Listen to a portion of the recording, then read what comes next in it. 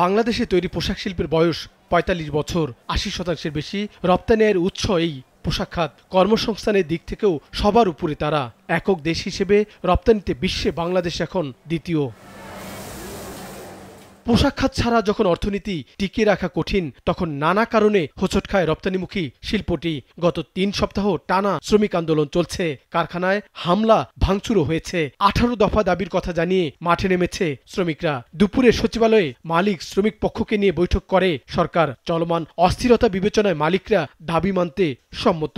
গত দীর্ঘ প্রায় ১ মাস ধরে আলোচনা চলছে এবং তার ভিত্তিতে যে কি দাবি আছে 18টা আমরা আইডেন্টিফাই করেছি।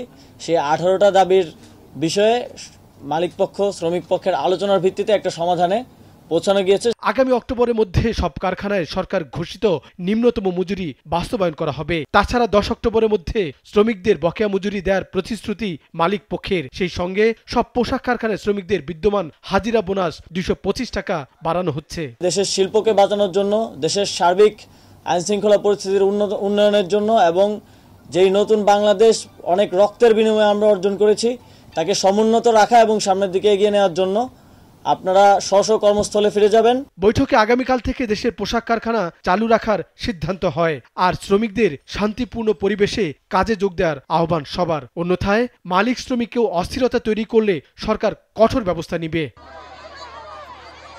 সাইদ আরমান, নাগরিক, ঢাকা।